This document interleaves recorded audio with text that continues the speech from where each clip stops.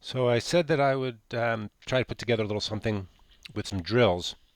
And so here's some of the stuff for the drills. So you can see that the first thing is take your guard at an appropriate distance so that just a simple extension can hit the target.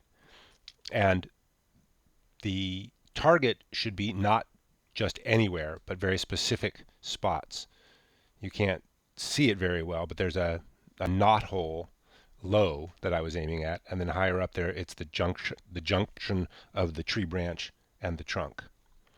So you're trying for precision, and you can also see it's not terribly quick. It's also not the point. The point is getting the precision on it and keeping the good stance that you do it. And you can see that when I'm doing that, there's still some bend in my arm. I've still got the ability to defend, and I'm rotating my hand to keep my guard. So then the next step is to take the next phase of the exercise.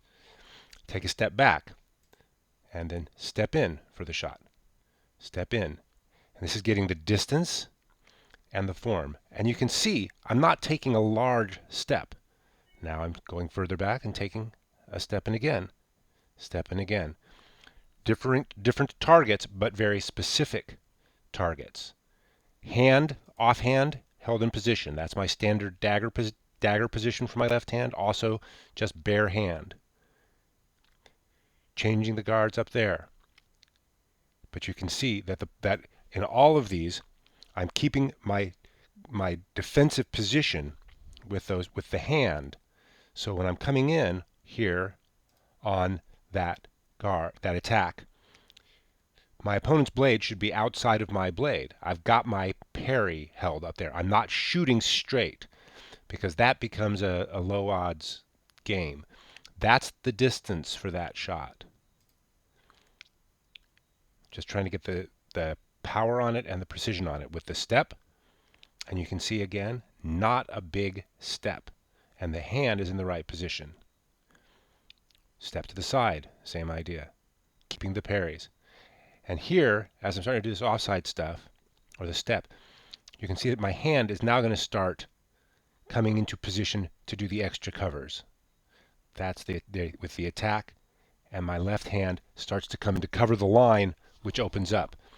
Because the point of the exercise, again, is to practice this. So we should be getting to that in just a moment. I'm still taking these very small steps. Look at how small my steps are.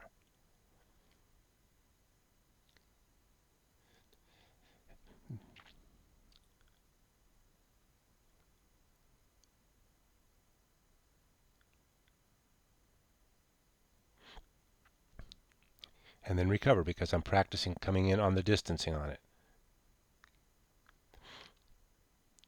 And then in a moment, yeah, so you can see now when I'm stepping to the sides that the left hand is covering the line. So I also talked a couple weeks ago about visualization. So here, it's a little hard to see, but you can see I'm doing a disengage with the tip.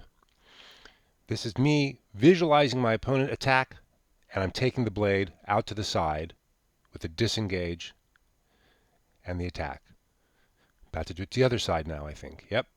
And there, very strongly there, my hand coming up to protect. So if I've got my opponent's sword to my right, I'm completely covered from that attack, from that line. And back when I was doing it to the other side,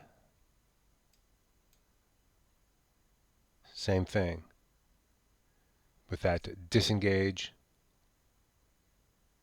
and the hand staying where it is mostly because that is got that cover from that low side.